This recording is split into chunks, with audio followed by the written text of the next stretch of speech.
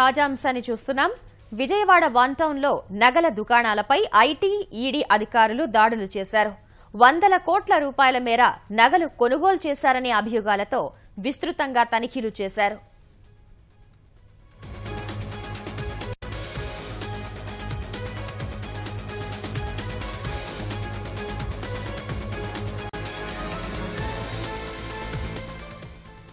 Vijayawada one town లో నగల దుకాణాలపై IT, ED అధికారులు దాడులు చేశారు. వందల కోట్ల రూపాయల మేర నగలు కొనుగోలు చేశారనే అభియోగాలతో విస్తృతంగా తనిఖీలు చేశారు.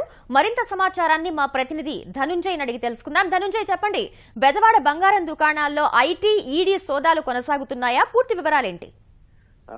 వాస్తవానికి ఆంధ్రప్రదేశ్ యావత్తు మొత్తం నగదు పెద్ద నోట్ల రద్దు వ్యవహారం తర్వాత ఈ వ్యవహారం కొనసాగినట్టుగా మనకి సమాచారం అందుతుంది. ప్రత్యేకించి ఐటీ శాఖ అలాగే ఎన్ఫోర్స్మెంట్ డైరెక్టరేట్ అధికారులు కూడా విజయవాడలోని కొన్ని దుకాణాల్లో ఈ సోదాలు నిర్వహించారు. అర్ధరాత్రి దాటాక ఈ సోదాలు చోటు చేసుకున్నాయి. అయితే పెద్ద మొత్తంలో అక్కడ రికార్డులు కూడా ఇప్పటివరకు స్వాధీనం కూడా చేసుకున్నారు అధికారులు.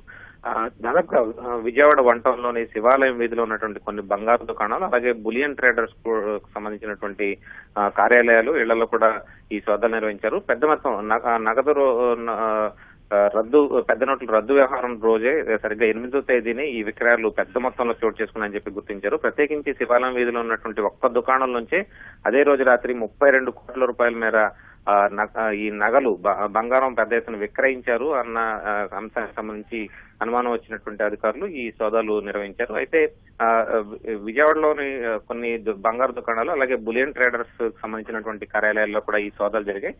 ఇక ఒంగోలుకు సంబంధించినటువంటి కొన్ని ప్రాంతాల్లో కూడా ఈ సోదాలు నిర్వహించినట్టుగా తెలుస్తుంది. ఇక ప్రత్యేకించి విజయవాడ, విశాఖపట్నం అలాగే కొన్ని పట్టణ కేంద్రాల ప్రాంతాల్లో కూడా ఈ సోదాలు నిర్వహించేందుకు ఐటీ శాఖ సిద్ధమవుతుంది. ప్రత్యేకించి 8వ తేదీనే ఈ అర్ధరాత్రిని దాటాక ఈ విక్రయాలు పెద్ద ఎత్తున చోటు చేసుకున్నాయని చెప్పి అధికారులు గుర్తించారు.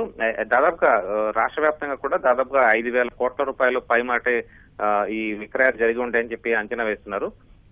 ప్రస్తుతం అయితే కనుక ఈ నిన్న రాత్రి సోదా చేసినటువంటి దుకాణాలు మొత్తం రికార్డులని సీజ్ చేసి ప్రస్తుతం దుకాణాలను కూడా అధికారులు సీజ్ చేశారు. ధనుంజయ్, బంగారు విక్రయాలకు సంబంధించి ఐటీ, ఈడీ అధికారుల తదుపరి కార్యాచరణ ఎలా ఉండబోతోంది?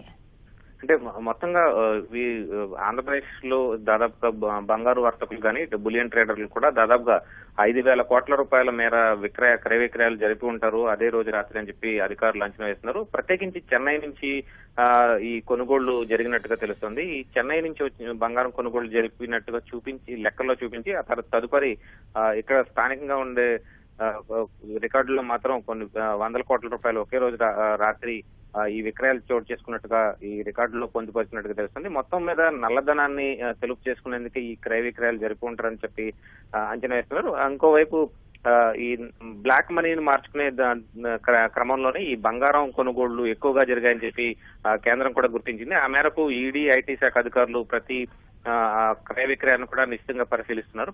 దాదాపుగా ఇటు విజయవాడలో గానీ, విశాఖపట్నంలో గానీ, అటు నెల్లూరు, ఒంగోలు తదితర ప్రాంతాల్లో ఈ బంగారు కొనుగోళ్లకు సంబంధించినటువంటి పలు దుకాణాలు అలాగే పెద్ద పెద్ద దుకాణాల్లో మాల్స్ లో కూడా ఈ సోదాలు నిర్వహించే అవకాశం అయితే కనిపిస్తోంది.